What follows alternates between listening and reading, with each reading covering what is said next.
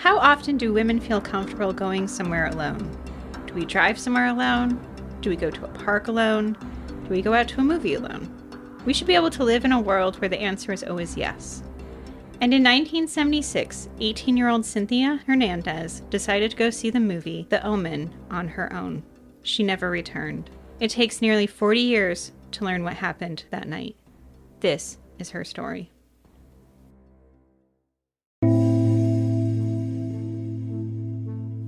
Hi, I'm Vanessa. And I'm Amy. And you're listening to She Goes by Jane. At the end of this episode and every episode, we will be joined by a special guest who will read an original poem by Amy Baker about the women we're featuring. This week, we will be joined by actor Gabrielle Ruiz. Hi, Vanessa. Hi, Amy. How often do you go places by yourself? Not that often. Yeah, I was actually trying to think about this earlier. Do I go anywhere by myself? I mean, it's partially because, as a mom, I'm always toting along my kid. Right. Someplace. Exactly. I think that's for me, too. I've always either got my husband or one of my kids with me. Right. But even, anytime, I try to go someplace alone, I want to go to the store alone, I will be I'm going. And then, someone in my household will just be I'm coming with you. So, yeah, even when I try to make an attempt to get out there on my own, it never happens. Yeah, it doesn't work. No, I don't know. Because sometimes I'll use those little shopping trips as an opportunity to catch up with a friend too. Right. Where we'll meet and have a quick discussion while we run around Target or something. But no, I very rarely go and just do something by myself. Yeah. Have you ever seen a movie by yourself? No, I haven't. I haven't either. I was thinking about this question because that's what the topic of our episode is today. I mean, it isn't the topic, but it touches on that. And I don't think I have ever seen a movie in a movie theater by myself. I have not. I think I'd enjoy it, but I haven't. Yeah. But I know plenty of people who do all the time. Maybe we all should. Probably. By ourselves. This is a longer story with some very important details. So we're going to dive in. It's August 26th, 1976, and The Omen had just come out the month before. And 18-year-old Cynthia Hernandez wants to go see it. Her boyfriend is homesick in bed, and her friend Marcia is out of town in Palm Springs, so she decides to go on her own. And now, Cynthia isn't really one to go to the movies by herself either. In fact, this actually might be the first and only time, but she wants to get out of the house. Well, it's good for her for wanting to go and do it. Yeah. I mean, earlier that day, she had auditioned for the Citrus College Singers. Now, Citrus College is a community college in Glendora, California, where Cynthia lives. And she has just graduated from Charter Oak High School in Covina that summer and was set to attend Citrus for that first semester. So she's away from home right now? No, so she's living at home. Okay. And going to the local community college in very shortly. And before she sort of starts her first semester, she's trying out for their singing group. So that's what she's doing that day. Okay, so this theater is in her hometown. Yeah, so she lives in Glendora, and she went to high school in Covina because they're side by side. Because this area it's near Los Angeles. It's pretty densely populated, but so she's familiar with these areas. So lives in Glendora, college is in Glendora, and her high school was in Covina. So is Cynthia still living at home at this point? Yeah, and I think she intends to stay living at home because the college that she's going to is in the same area as her home. So I think that's the intent. Okay. Now, Cynthia was the winner of Charter Oak High School's Most Valuable Alto Award, but she was still really nervous for this audition. She'd wanted to join this group of singers, and they were considered pretty exclusive. That afternoon, after she was done auditioning, her mom saw her, and she says that Cynthia was grinning ear to ear. She said that she thought she sounded terrible at the audition, but that the choral director really liked it. Her mom would later say that Cynthia had a nervous energy about the whole thing, which makes sense because she'd been hoping to join this group of singers. So it went well, and she came home, and I think she was just kind of like energized by it. Kind of that space we all go into when we're like excited and nervous about something at the same time. Right, right. Like, where do you put all that energy? This is what leads her to decide to go to the movies when her boyfriend and friend couldn't go. So she says goodbye to her mom and she heads to the Fox Twin Theaters in Covina to catch the 10:30 p.m. showing of The Omen. Oh, so she's going to a late show too. Yes. Yeah, I think probably like, it's you're not ready to go to bed. You're kind of like energized and jazzed up by like what happened. So I think she was just like, I'll just go. Mm-hmm. Right. Her mother, Gloria, she gets up the next morning at 4:45 a.m. to head to work at a trailer manufacturing place in San Bernardino, and she notices that her daughter is not home. So Gloria calls Cynthia's boyfriend to see if he knows anything, but he doesn't. He's not heard from her either. Was her car home or anything? No. So her car's not home, Cynthia's not there. So when her mom calls, the boyfriend is understandably upset because she's not home, she's not with him, and something feels amiss. But for some reason, maybe kind of to reassure herself, Gloria starts thinking, like, as long as Cynthia's with her car, then she's fine. I think that would probably be like the hope, right? Right. Right. That, like, this will kind of all work out. Something's just happened. We'll find her. Now, Gloria has to go to work. So she has her fiance, Tom, and her son, Cynthia's older brother, Maury, go look for Cynthia. They drive to the Fox Twin Theaters where Cynthia went to the movies, and they're going to go see if they can find out anything. Do they? Yeah. What they find is Cynthia's 1963 white Chevy station wagon. It's in the parking lot of the restaurant next door to the movie theater, but Cynthia's not there. Gloria said that as soon as she got the call about the car being found, she knew something terrible had happened. And by the time she got there, the police had already been called. So are they considering it a missing persons case at this point? Not initially. The police initially really brush this off. And we kind of see this over and over that, maybe she ran away and she's 18 and so she's an adult and she has a right to be gone if she wants to. And so they kind of brush this off as a potential adult person who's decided to leave. But really, this is a teenage girl who went to the movies. They found her car, but they didn't find her. Right. Like, this doesn't seem like something you'd brush off. No, and Gloria is really not having it. Like, the family in particular starts to notice things right away. So first, the car is clearly not parked next to the theater. And since it's a Thursday night showing of a movie that's already been out for the month, it's not likely that the theater was packed enough that she needed to park that far away. Right. How far is it? So they're next to each other, but like she didn't park in the movie theater parking lot. So it's not like a shared parking lot situation. It doesn't seem to be. So, Okay. or, even if they're like adjacent or touching, like. Why would you take those extra steps at 10:30 at night? Right. Yeah. Yeah. And it doesn't seem like the movie theater was packed at the time.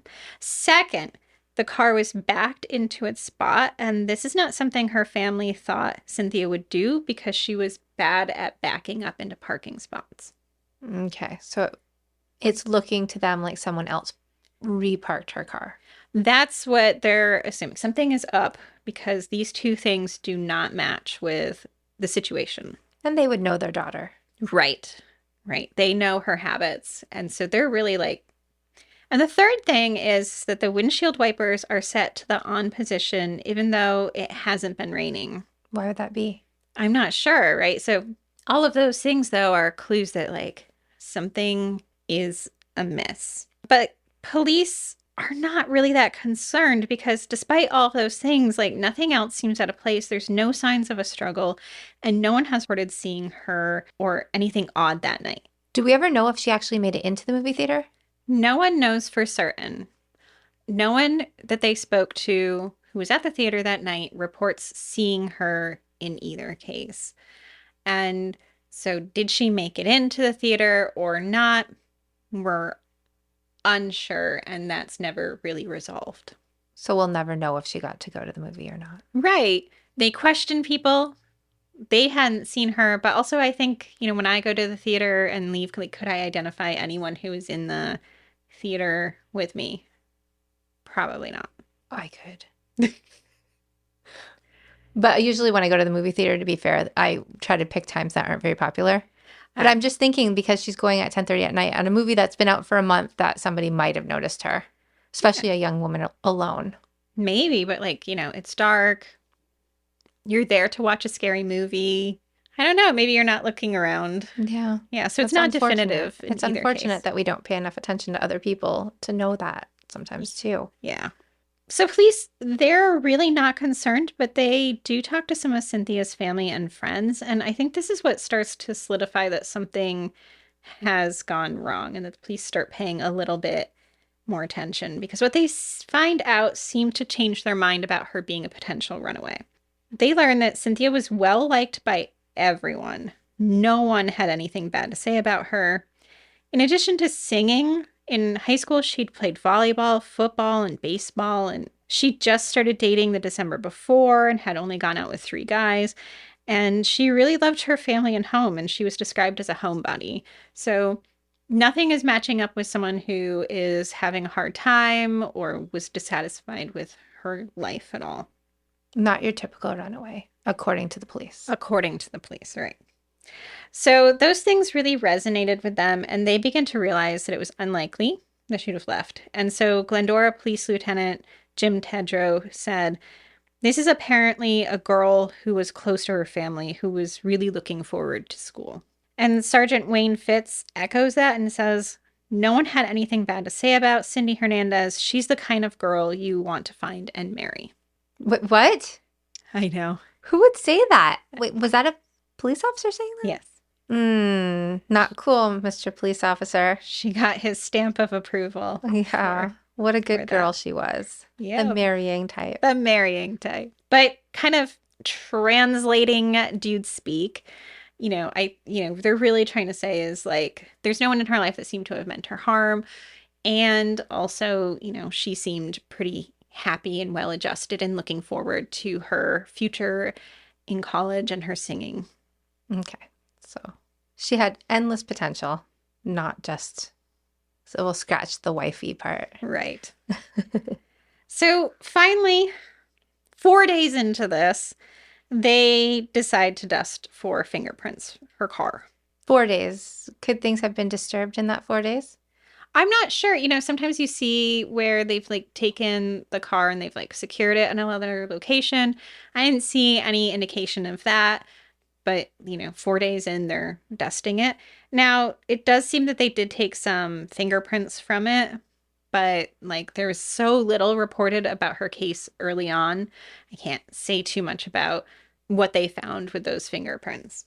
And at this point, understandably, Cynthia's family doesn't think that the police are doing enough. Gloria's fiance, Tom, Gloria's other children, and Cynthia's boyfriend, basically everyone they can kind of gather, start looking for her on their own. So the family, they're looking in empty lots, they're driving around, they're stopping by apartments. Gloria starts using payphones to call around places because she doesn't want to tie up her household phone line in case a call comes in. And she's communicating everything she finds out to Cynthia's dad, who's living in Texas, and they talk daily so that she can give him updates. But none of this work on their side or the police's side is yielding any results.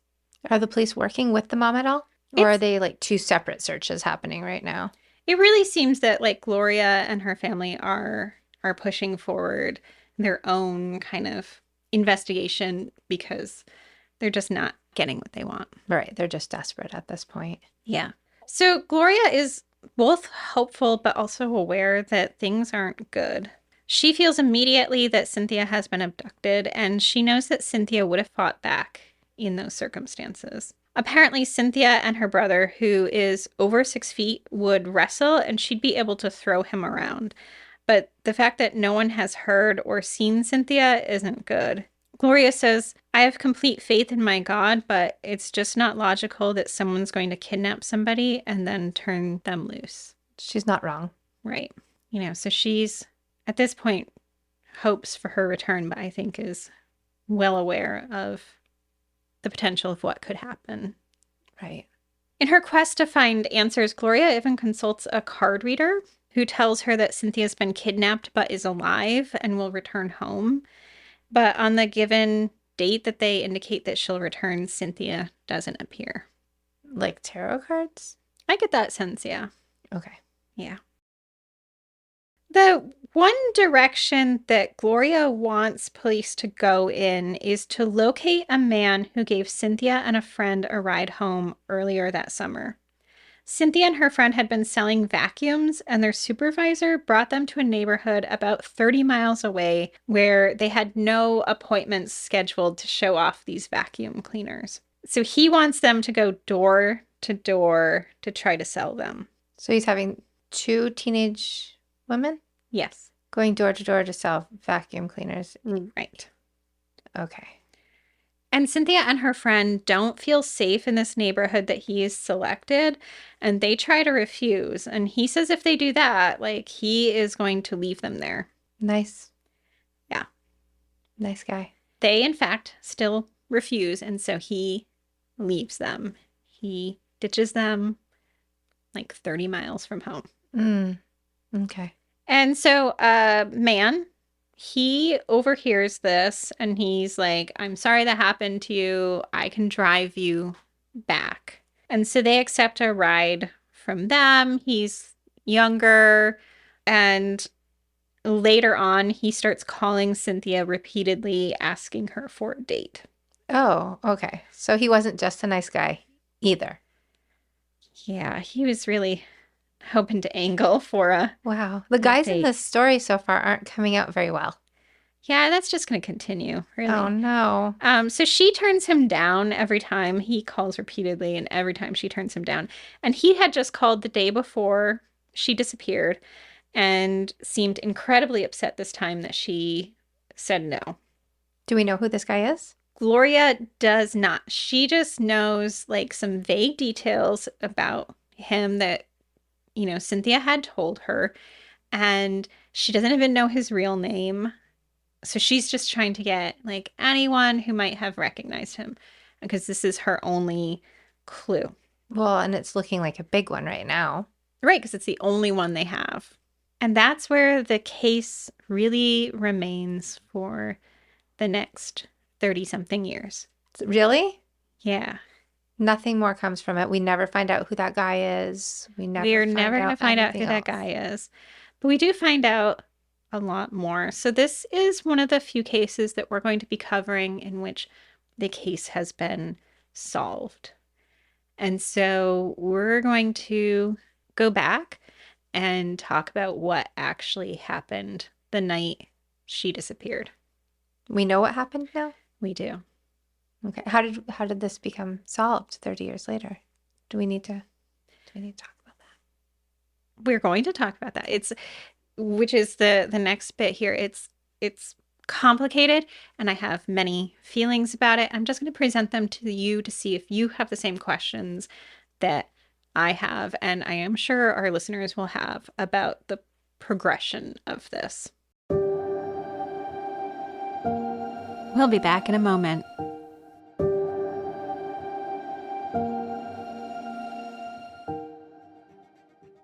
On the night of her disappearance, the man who's going to end up being Cynthia's killer pulled up next to her outside the theater. He specifically liked to hunt teens and women. What do you mean hunt? What does that mean? He's definitely a crime opportunist. Okay. And so it's likely that he just saw her there. He pulls up next to her and pulls a knife on her. And then, using that knife, forces her into the back of his truck, where it's likely that he intended to rape her. But Gloria was right. Cynthia is a fighter, and he puts his knife down so that he can use both hands to tie her up, and Cynthia fights back. He's not expecting this, and he panics and strangles her there.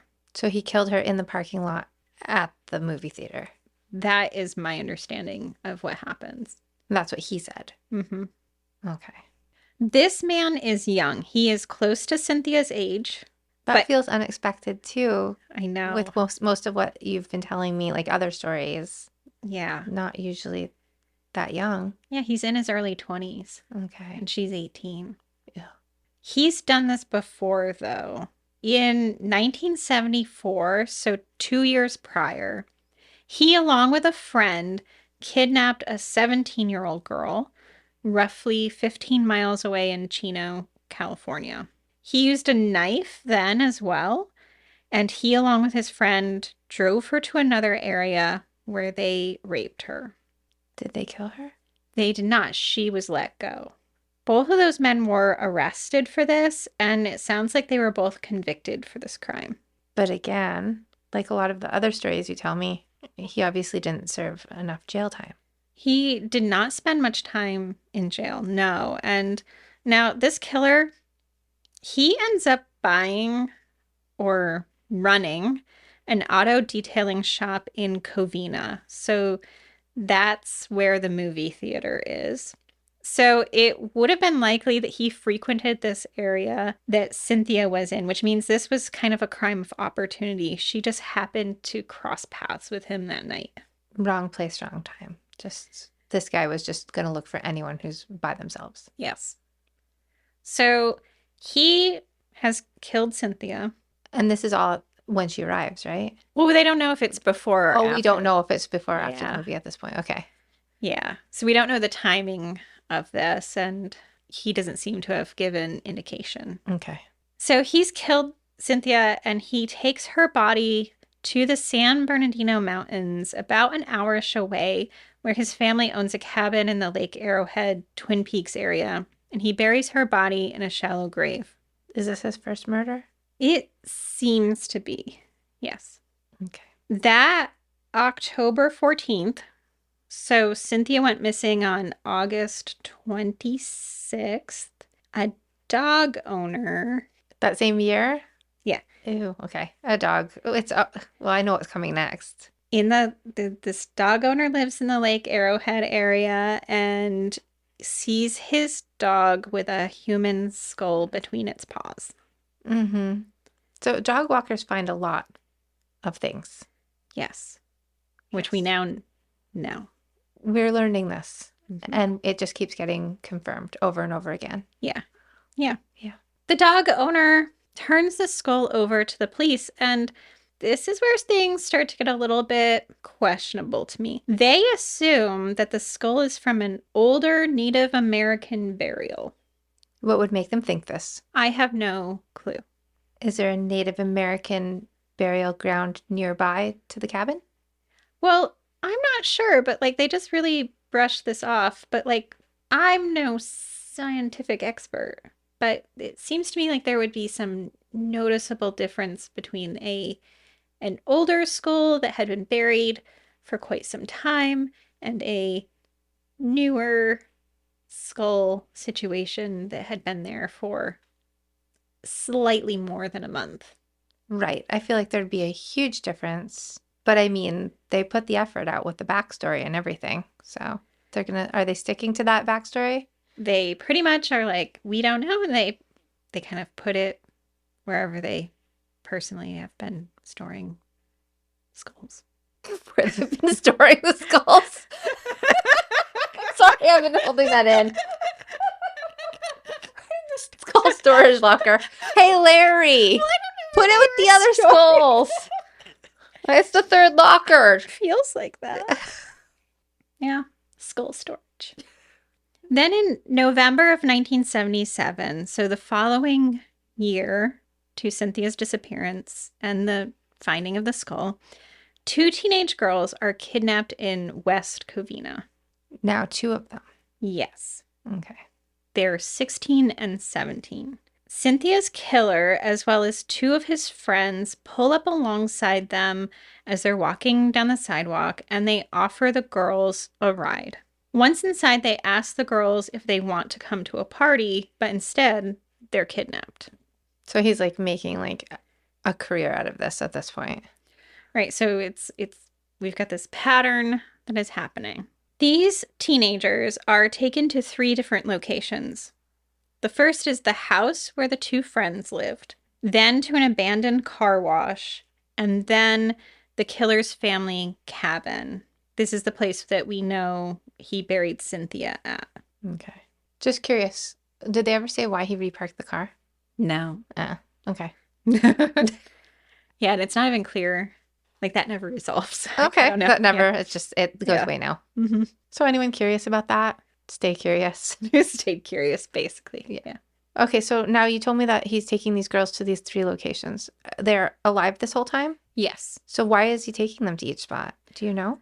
So the girls are held for 6 days. Whoa. Mm-hmm. Did he let them go? They are let go. During their 6 days of captivity, they are raped, and Cynthia's killer also threatens to kill them during this time period. This is horrible. Mm-hmm.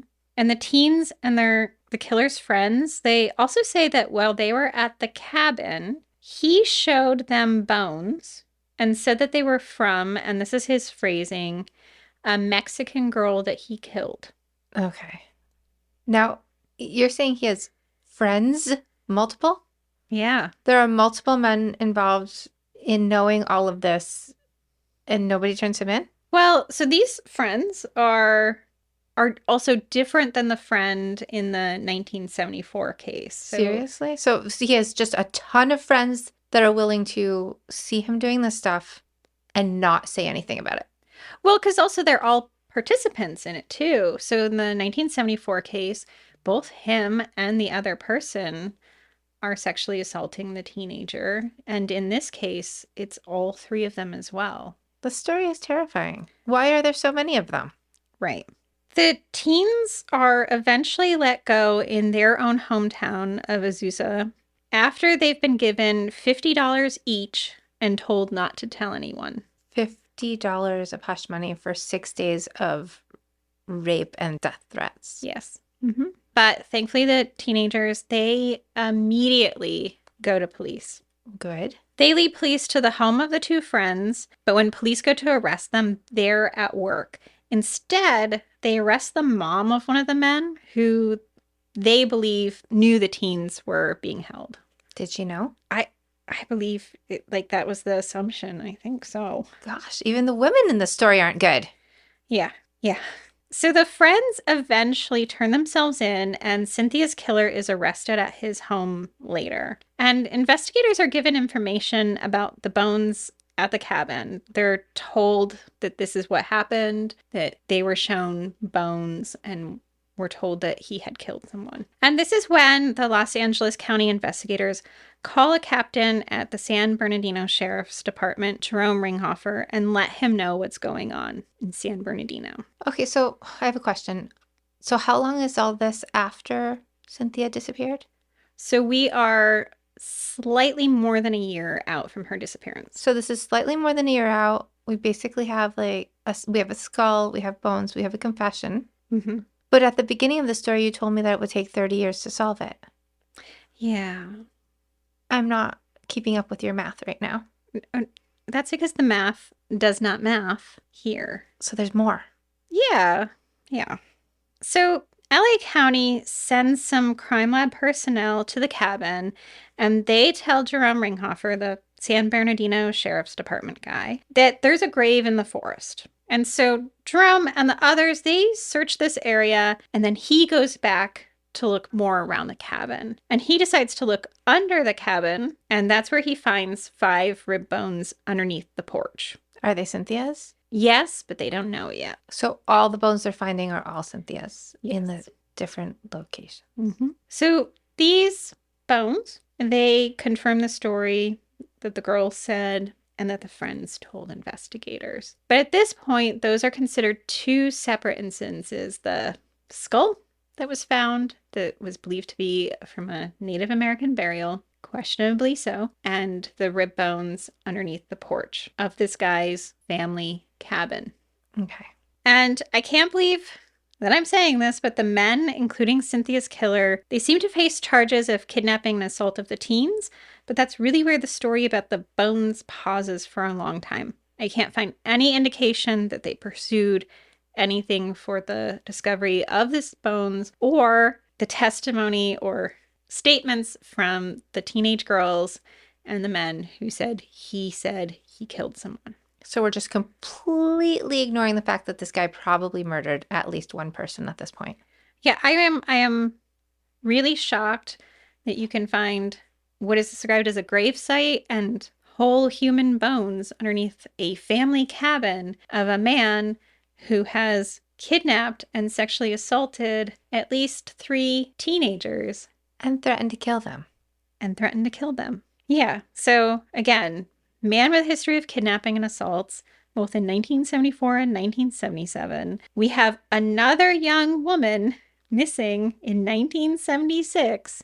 We have bones at a cabin, and we have witnesses say that he killed someone and that she was Mexican and that no one put any of those clues together. It seems like you would have to try really hard to not put that together.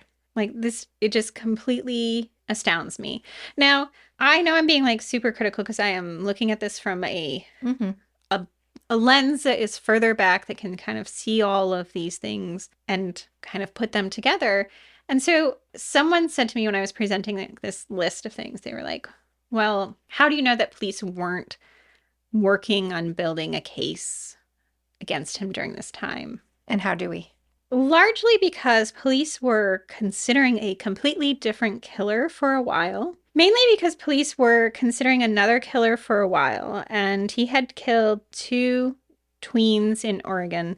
And because he briefly lived in California around this time period, that seemed to them like a possibility. And so they were not pursuing this angle at all. And I do understand that we have some different county jurisdictions here, different police organizations like working the same thing. But like if 2 teenagers are picked up in West Covina and a body is found at this, or remains are found at this guy's family cabin, and they said that he had killed someone who is Mexican, and there's someone of Mexican-Irish descent missing from Covina, how does it not get put together? Right. And even if they don't connect those 2 things, when somebody says, hey, my friend said they killed this Mexican girl, wouldn't you be, oh, okay, let's investigate that? Exactly. So maybe they wouldn't put it together at first, but shouldn't they be at least investigating both cases at this point?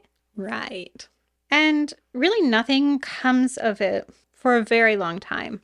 It's not until 2009 that the skull and rib bones, they're connected through DNA testing. Okay, so they did keep both those parts. Yes, so they realized that that is not 2 separate instances, but one.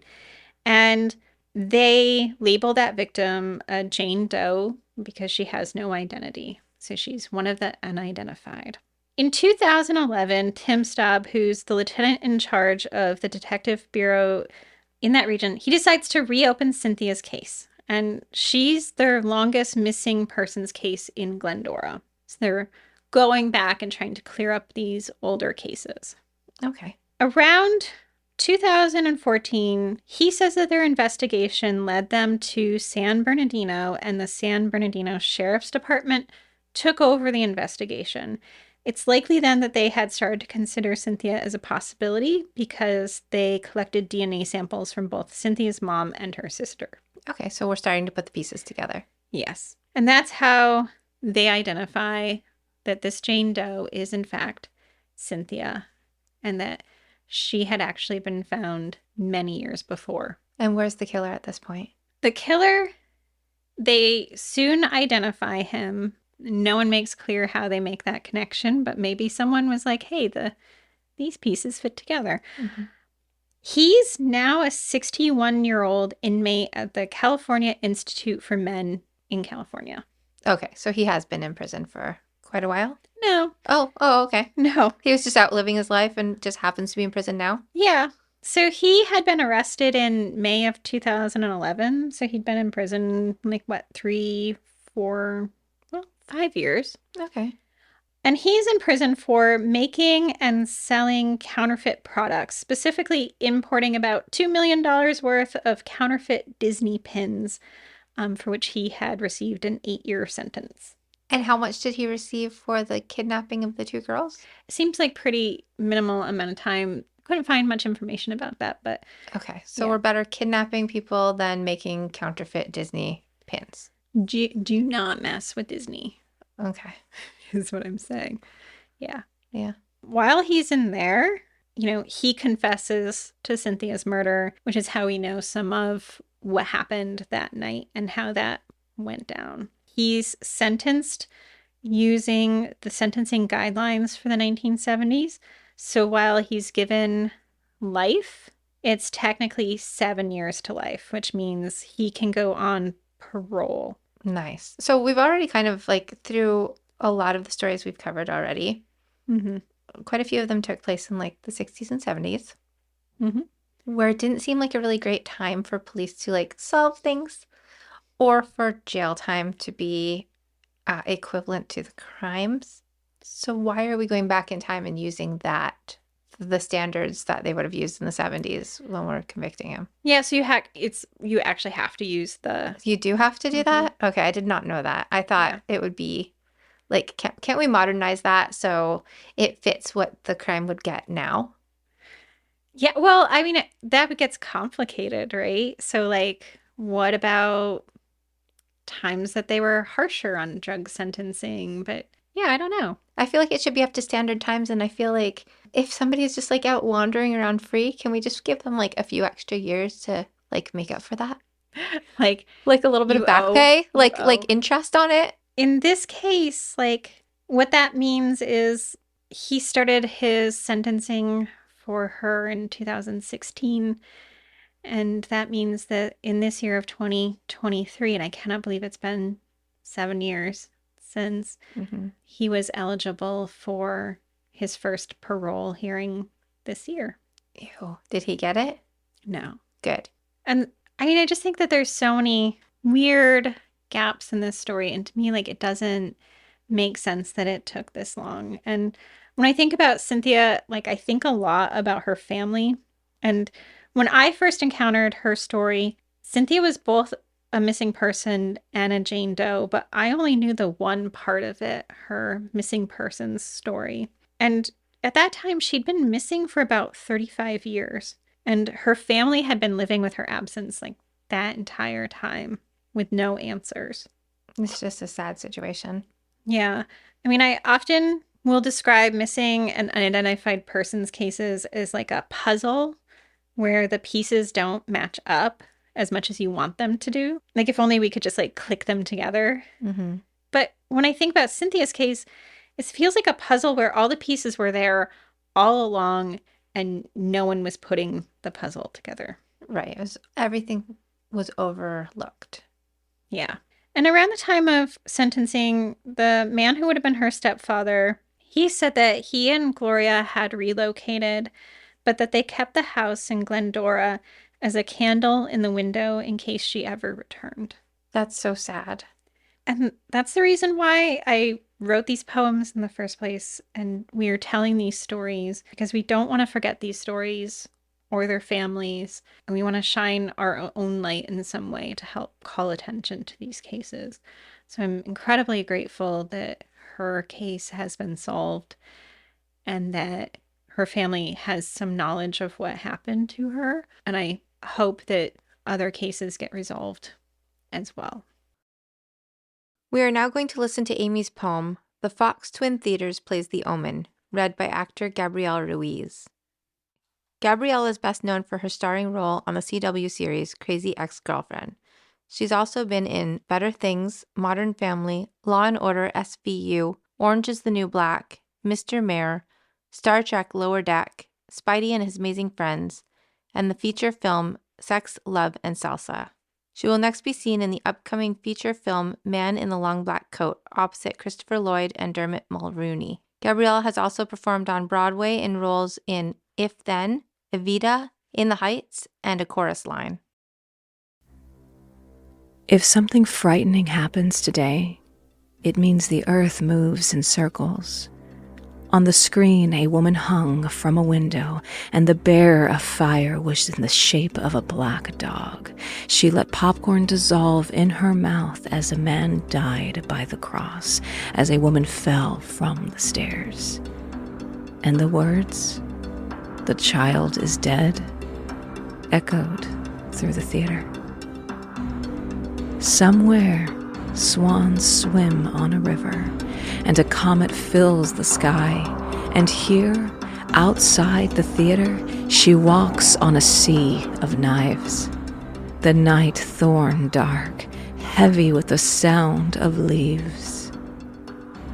Here is our hope. The star of Bethlehem will destroy all the sons of tumult. You are one day closer. For more information about our show or to check out other shows on the network, please visit evergreenpodcast.com. Bye, Vanessa. Bye, Amy.